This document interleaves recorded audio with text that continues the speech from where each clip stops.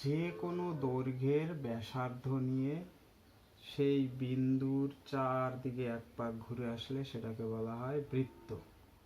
তাহলে এই যে কোনো দৈর্ঘ্য নিয়ে তার চারপাশে এক পাক ঘুরে আসাকে বলা হয় বৃত্ত। তাহলে এই দৈর্ঘ্যটাকে কি বলা হয়? এই দৈর্ঘ্যটাকে বলা হয় ব্যাসার্ধ। এই দৈর্ঘ্যটাকে বলা হয় ব্যাসার্ধ। আর যে একটা পাক দেওয়া হলো, এক পাক দিলে যতটুকু রাস্তা যায় সেটাকে বলা হয় সেই বৃত্তের পরিধি। সেটাকে বলা হয় বৃত্তের পরিধি। তাহলে বৃত্তের ব্যাসার্ধকে কি দ্বারা প্রকাশ করা হয়? বৃত্তের ব্যাসার্ধকে আর দ্বারা লেখা হয়। তাহলে বৃত্তের ব্যাসার্ধকে ছোট হাতের আর। আচ্ছা, ব্যাসার্ধ যদি আর হয় তাহলে সম্পূর্ণটুকু কত হবে? এইটুকুও আর, তার মানে গোটাটা হবে 2r। তাহলে এই গোটাটাকেই বলা হয় ব্যাস। তার মানে ব্যাস সমান সমান কি দাঁড়ালো? ব্যাস সমান সমান ব্যাসার্ধের দ্বিগুণ। তার মানে ব্যাস সমান সমান 2 ইন্টু ব্যাসার্ধ। আচ্ছা, তাহলে ব্যাস সমান সমান 2 ইন্টু ব্যাসার্ধ। এবার ব্যাসার্ধকে যদি আর দ্বারা লেখা হয় তাহলে ব্যাস সমান সমান কি হবে? 2 ইন্টু আর। তার মানে ব্যাস সমান সমান 2r। এবার আমরা বের করব পরিধি কি হয় বৃত্তের। পরিধিটা কত হবে? আচ্ছা, পরিধি কি বললাম? যে কোনো একটা দৈর্ঘ্য নিয়ে সেই বিন্দুটাকে কেন্দ্র করে তার চারপাশে এক পাক ঘুরে আসলে যতটুকু রাস্তা সেটুকুকে বলা হয় পরিধি। তাহলে আমরা এখানে কি করব? ধরো একটা 44 সেন্টিমিটার লম্বা তার আছে, যে কোনো তার 44 সেন্টিমিটার। এই তারটাকে যদি আমরা বাঁকিয়ে বৃত্ত করি তাহলে তার ব্যাসার্ধ দাঁড়ায় কত? তাহলে তার ব্যাসার্ধ দাঁড়াবে 7 সেমি। তাহলে তার ব্যাসার্ধ হবে 7 সেমি। তাহলে ব্যাস এখানে কত পেয়ে যাচ্ছি আমরা? ব্যাস, তাহলে ব্যাস হবে ডাবল হবে 7-এর, তার মানে কত হবে? 14 সেমি হবে ব্যাস। এবার যদি আমরা পরিধি আর ব্যাসের অনুপাত করি, পরিধি বাই ব্যাস, তাহলে কি পাবো? পরিধি ছিল 44 সেমি আর ব্যাস হয়ে গিয়েছে 14 সেমি। তাহলে এটা কাটাকাটি করলে 2 দিয়ে কাটা যাবে। 7 দুগুণে 14, 22 দুগুণে 44, তার মানে 22/7। তাহলে পরিধি বাই ব্যাসের অনুপাত কত পেলাম? 22/7 পেলাম। একই রকম করে আমরা যদি 44 সেন্টিমিটার না নিয়ে 66 সেন্টিমিটারের একটা লম্বা তার নিই, 66 সেন্টিমিটার, তাহলে পরিধিটা এখন কত হবে? পরিধিটা হবে 66 সেন্টিমিটার। পরিধি যদি 66 সেন্টিমিটার হয় তাহলে এই তারটাকে নিয়ে যদি আমরা গোল বৃত্ত অঙ্কন করি তাহলে তার ব্যাসার্ধ কত হবে? ব্যাসার্ধটা মাপলে দেখা যাবে 10.5 সেন্টিমিটার। তাহলে এখানে ব্যাস কত পাবো? 10.5-এর ডাবল হবে। 10.5-এর ডাবল হওয়া মানে কি? 21 সেন্টিমিটার হবে ব্যাস। এবার আমরা পরিধি বাই ব্যাসের অনুপাত করব। পরিধি বাই ব্যাস, তাহলে কত পাবো? তাহলে পরিধি ছিল 66 আর ব্যাস হলো 21। এটাকে যদি কাটাকাটি করি 3 দিয়ে, 3 7 21, 3/22 66, তাহলে দেখো এখানেও পরিধি বাই ব্যাসের অনুপাতটা কত পেলাম?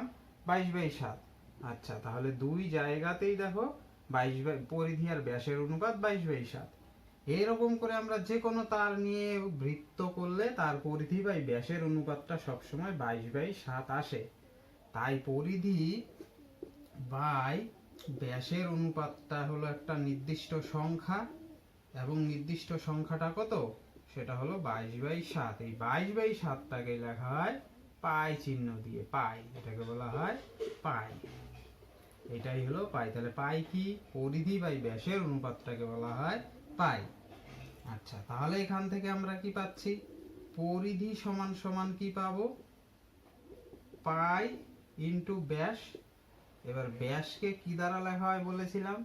এই যে ব্যাসকে 2r দ্বারা। তাহলে পাই গুণ 2r। তার মানে পরিধির সূত্রটা কি দাঁড়ালো আমাদের? পরিধি সমান সমান 2πr। এই যে হয়ে গেল পরিধির সূত্র, এটাই বইয়ে লেখা ছিল 2πr। আরটা কি?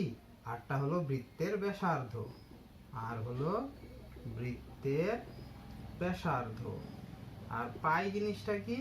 পাইয়ের মান হলো 22/7, অথবা এটাকে যদি ভাগ করা হয় তাহলে 3.14। এইটা দেখো, বৃত্তের ব্যাসার্ধকে কি দ্বারা লেখা হয়?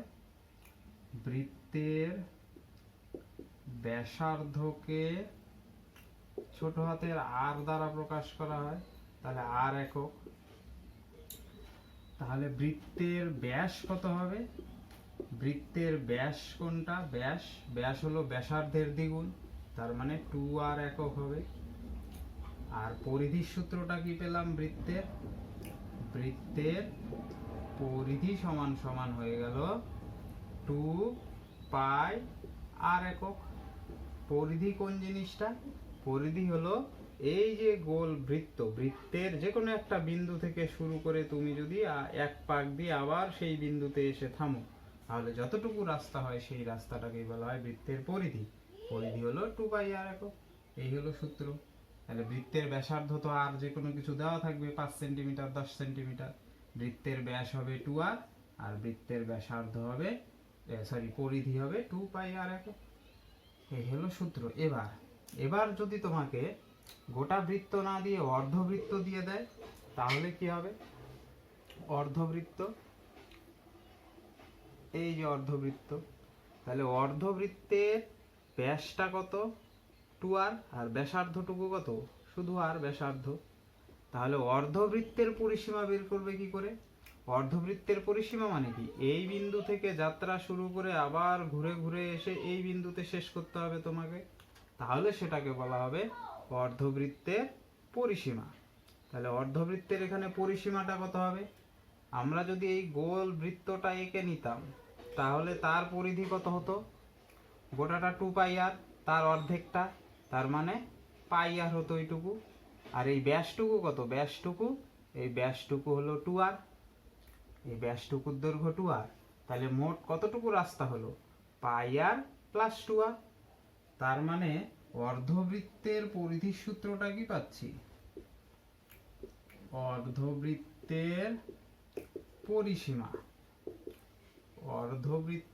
পরিসীমা সমান সমান এই যে এইটুকু অংশ কত? πr, গোটা বৃত্তের অর্ধেকটা, প্লাস আবার ব্যাস যেতে হয়, ব্যাস মানে কত? 2r। তাহলে এখান থেকে r কমন নিলে π + 2 একক। তাহলে অর্ধবৃত্তের পরিসীমা হয়ে গেল r × π + 2 একক। এই কয়টা সূত্র মনে রাখলেই এই অধ্যায় 16 বৃত্তের পরিধির সমস্ত অঙ্ক হয়ে যাবে। তাহলে কি কি সূত্র হলো আবার বলে দিই। বৃত্তের ব্যাসার্ধ যদি r একক হয়, বৃত্তের ব্যাস হবে 2r একক, বৃত্তের পরিধি হবে 2πr একক, আর অর্ধবৃত্তের পরিসীমা হবে r × π + 2 একক। তাহলে অর্ধবৃত্তের পরিসীমা বলতে কি? আবার বলি, অর্ধবৃত্তের পরিসীমা এই বিন্দু থেকে শুরু করে আবার এই বিন্দুতে ফিরে আসলে সেটাকে বলা হয় অর্ধবৃত্তের পরিসীমা। আর বৃত্তের পরিসীমা একটা বিন্দু থেকে শুরু করে আবার এক পাক দিয়ে ওই বিন্দুতে আসলেই বলা হয় বৃত্তের পরিসীমা। তাহলে এই